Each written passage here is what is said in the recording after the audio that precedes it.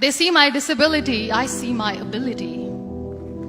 They call me disabled, I call myself differently abled. There are some incidents that happen in your life. Those incidents break you, deform you, but they mold you into the best version of you. And the same thing happened to me. I was 18 years old when I got married. My father wanted me to get married. And all I said was, if that makes you happy, I'll say yes. And of course, it was never a happy marriage. Just about after 2 years of getting married, I met a car accident. Somehow my husband fell asleep and the car fell in the ditch. He managed to jump out, saved himself. I'm happy for him. But I stayed inside the car and I sustained a lot of injuries. The list is a bit long, don't get scared. The wrist was fractured. Shoulder bone and collarbone were fractured. My whole rib cage got fractured. And because of the rib cage injury, lungs and liver were badly injured. I couldn't breathe. I lost urinary bowel control. That's why I have to wear the bag wherever I go. 3 vertebrae of my backbone were completely crushed. And I got paralyzed for the rest of my life. I finally ended up in a hospital where I stayed for 2.5 months. I underwent multiple surgeries. One day, doctor came to me and he said, well, I heard that you wanted to be an artist, but you ended up being a housewife. I have a bad news for you. You won't be able to paint again because your wrist and your arm are so deformed, you won't be able to hold a pen again. Next day, doctor came to me and said, your spine injury is so bad, you won't be able to walk again. Because of your spine injury and the fixation that you have in your back, you won't be able to give birth to a child again. That day, I was devastated. I asked my mother, why me? And that is where I started to question my existence. Why am I even alive? And that is where I realized that the words have the power to heal the soul. My mother said to me, this too shall pass. God has a greater plan for you. I don't know what it is, but He surely has. And in all that distress and grief, somehow or the other, those words were so magical that they kept me going. One day I asked my brothers, I know I have a deformed hand, but I'm tired of looking at these white walls in the hospital and wearing these white scrubs. I'm getting tired of this. I want to add more colors to my life. I want to do something. Bring me some colors, bring me some small canvas. I want to paint. So the very first painting I made was on my deathbed, where I painted for the very first time. It was not just an art piece or just my passion. It was my therapy. And then I was discharged and I went back home. And I went back home and I realized that I have developed a lot of pressure ulcers on my back and on my hip bone. I was unable to sit. There were a lot of infections in my body, a lot of allergies. So doctors wanted me to lie down on the bed straight for not 6 months, for not 1 year, for 2 years.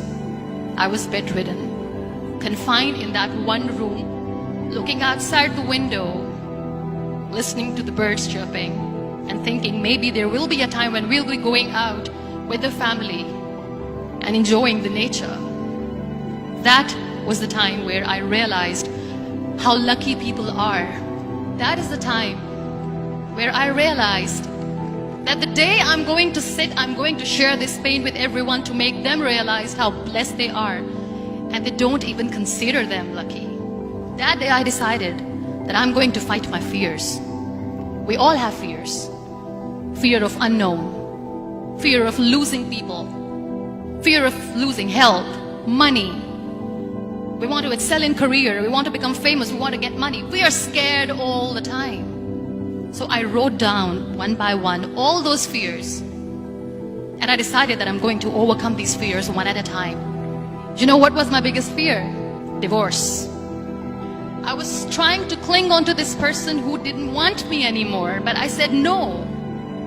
I have to make it work.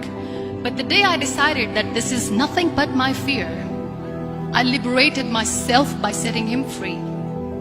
And I made myself emotionally so strong that the day I got the news that he's getting married, I sent him a text that I'm so happy for you and I wish you all the best. And he knows that I pray for him today. Number 2 was, I won't be able to be a mother again. And that was quite devastating for me. But then I realized there are so many children in the world, all they want is acceptance. So there is no point of crying, just go and adopt one. And that's what I did. People think that they will not be accepted by the people because we, in the world of perfect people, are imperfects.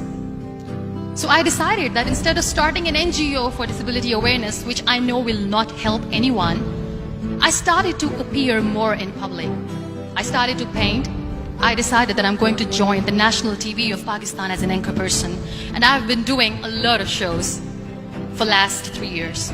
I became the National Goodwill Ambassador for UN Women Pakistan, and now I speak for the rights of women, children. We talk about inclusion, diversity, gender equality, which is a must. Every time I go in public, I always smile. It's always a big toothy smile on my face, and people ask me, don't you get tired of smiling all the time? What's the secret? I always say one thing, that I have stopped worrying about the things that I have lost, the people that I have lost. Things and people who were meant to be with me are with me. And sometimes, somebody's absence makes you a better person.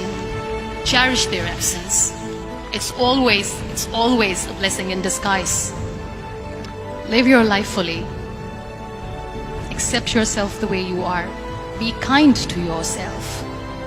Be kind to yourself. I'll repeat, be kind to yourself, and only then you can be kind to others. Love yourself and spread that love. Life will be hard. There will be turmoils, there will be trials, but that will only make you stronger. So when you accept yourself the way you are, the world recognizes you. It all starts from within. You work hard, you make money, you do it for yourself. That's not life. You go out, you seek for people who need your help, you make their lives better. You become that sponge which can absorb all the negativity, and you become that person who can emit beautiful positive vibes. And when you realize that you have changed someone's life, and because of you, this person didn't give up, that is the day when you live.